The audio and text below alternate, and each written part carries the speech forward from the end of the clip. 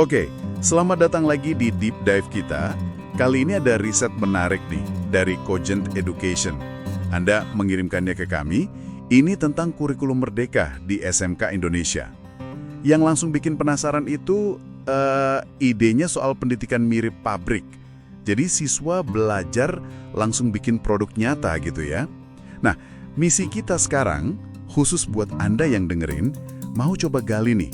Gimana sih peran industri jadi kunci di kurikulum baru ini? Mari kita bongkar bareng. Betul sekali, fokus utamanya memang di situ, di irisan antara SMK dan dunia industri. Penting banget ini. Riset ini dia pakai data kualitatif dan kuantitatif loh dari beberapa industri di Jawa Timur. Jadi benar-benar dibedah kontribusi industrinya. Gimana mereka masuk mulai dari penyelarasan, terus implementasi, sampai ke evaluasi kurikulumnya di lapangan. Gitu. Oke. Langsung aja deh. Kenapa industri ini jadi sepenting itu buat SMK? Apalagi di konteks kurikulum merdeka ini. Bedanya apa sih sama yang dulu-dulu? Nah, riset ini menekankan bukan cuma kerjasama biasa ya, tapi lebih ke ketergantungan mutual, saling butuh gitu. Dan ini kayaknya didorong oleh kurikulum merdeka. SMK kan jelas butuh industri ya, biar lulusannya itu punya kompetensi yang relevan, bukan cuma ijazah doang, biar bisa langsung kerja gitu. Ini penting banget buat mekan angka pengangguran usia muda ya kan? Iya benar. Nah sebaliknya, industri juga makin sadar nih, mereka butuh pasokan tenaga kerja yang siap pakai, bukan yang harus dilatih lagi dari nol. Jadi ya, kemitraan yang kuat ini jadi kayak fondasi utamanya gitu. Paham. Jadi bukan cuma sekedar tanda tangan MOU di atas kertas ya, benar-benar terlibat. Terus bentuknya gimana tuh keterlibatan industrinya?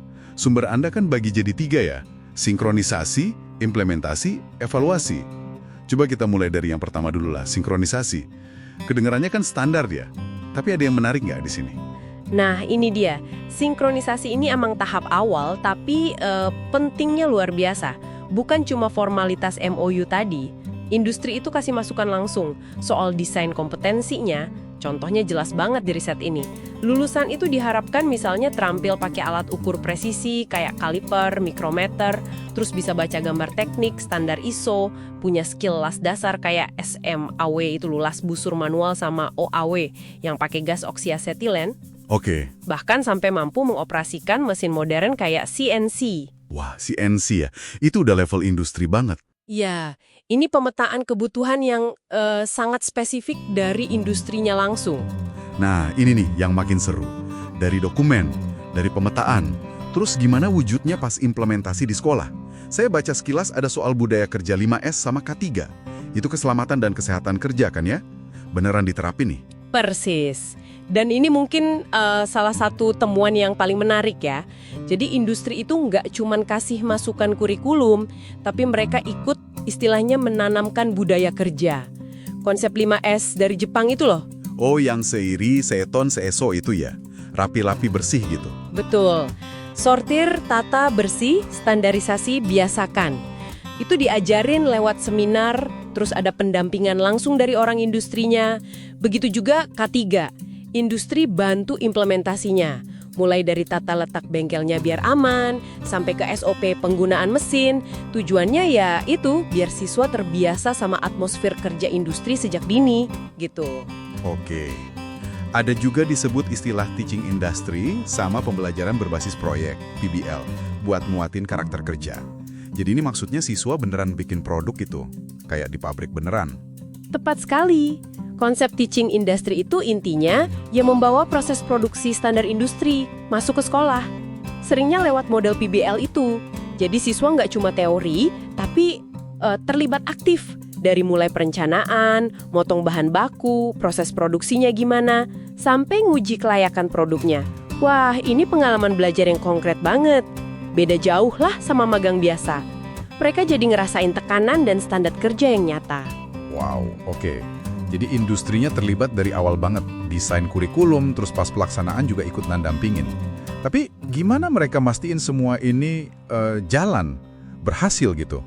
Kan standar industri terkenal tinggi ya, gimana peran evaluasinya menurut riset ini? Bram, secara umum, kerjasamanya efektif nggak sih? Gitu. Kedua, evaluasi pembelajarannya. target kompetensi tercapai nggak, waktunya pas nggak. Ketiga, nah ini yang paling kelihatan, evaluasi produk buatan siswa. Di sini standar industri beneran dipakai, kualitas produk dinilai ketat. Presisi ukurannya, toleransinya bisa sampai 0,05 mm. Terus ada uji performa juga. Detail banget ya. Iya, dan yang menarik, temuan riset ini secara umum hasilnya positif. Mayoritas masuk kategori baik. Artinya, ya model ini kelihatannya cukup berhasil di lokasi studi itu. Oke, jadi kalau kita tarik kesimpulan nih buat Anda yang lagi dengerin, ini kayak contoh nyata ya.